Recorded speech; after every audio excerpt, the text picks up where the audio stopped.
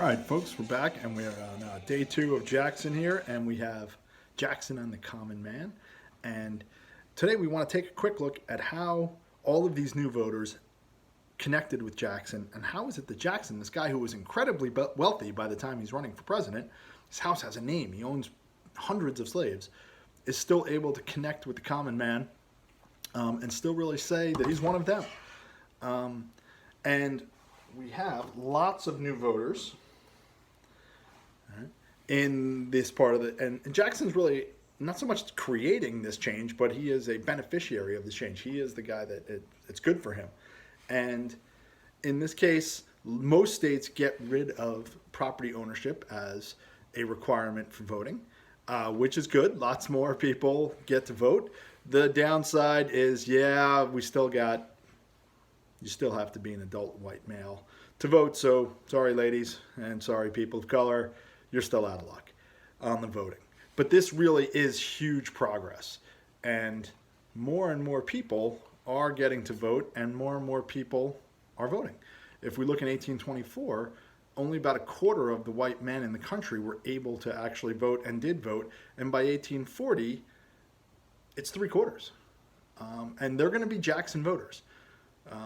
Jackson is able to say, look, these less wealthy, less educated people, those are his people. He is able to connect with them and say, look, if you want to be like me, if you want to start off poor and end up wealthy and powerful, Jackson's your guy. And he's able to really make that sell over and over again. First as congressman, then as a senator, and then eventually as president. And now that we have all these new voters, we see modern campaigning. You have to actually go out and get them to be your voters. And we see lots of this in paintings by this one particular artist, guy named George Caleb Bingham. And this one here, if you check it out in the Google Slides, this is actually a quick video where they are describing this painting to you. We have a politician, and he's talking to these guys over the stove, keep them warm and trying to get them to vote for him. And in this next one, this is a famous one. It's called the Stump Speech or Stump Speaking. We have really only a couple of well-dressed people, one, two, and this guy, everybody always checks out the guy in white over here, talking to a rural, common crowd. We see lots of people with no shoes on. We see kids running around. We see dogs playing. We see, and this guy here in the center asking a question of the speaker, of the politician, this new idea that regular folks are going to have the opportunity to vote and be part of the process.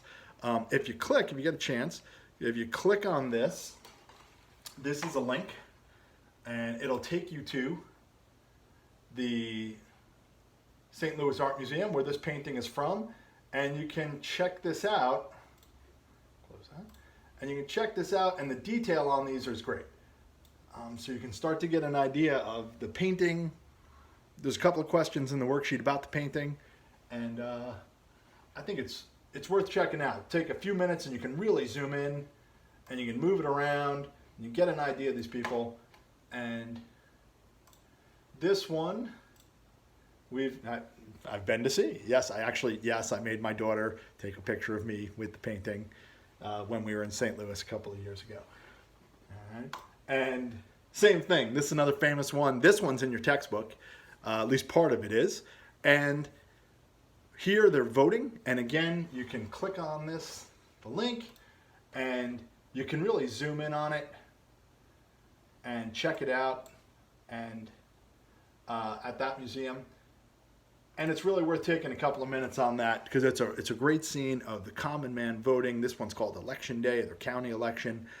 We see the people lining up to vote to go up to the ballot box up at the county courthouse there. But we see an interesting collection of wealthy and poor and all kinds of stuff going on in the picture there. It's interesting to see who's not in the picture, because think about who we said couldn't vote.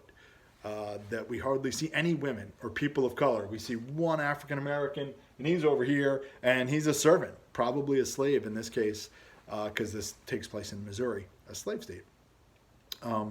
And so really they are left out of the political process, so they're left out of the artwork about the political process as well. So what do we need to do today? What to do today? We had I found a short one, 3 or 4 minutes, Ed puzzle on Jackson. Check out the paintings and the videos. Check out the songs because they are good and they have the right stuff, and it'll get you ready for later in the week. And there's the Google Slides, this thing behind me, and it has all the links that you need. And there is a Google Forms that I need you to take care of, and that'll count as today's classwork. It's going to be nice. If it's a nice day, go outside, stay away from people, get some fresh air, get outside. All right, stay safe.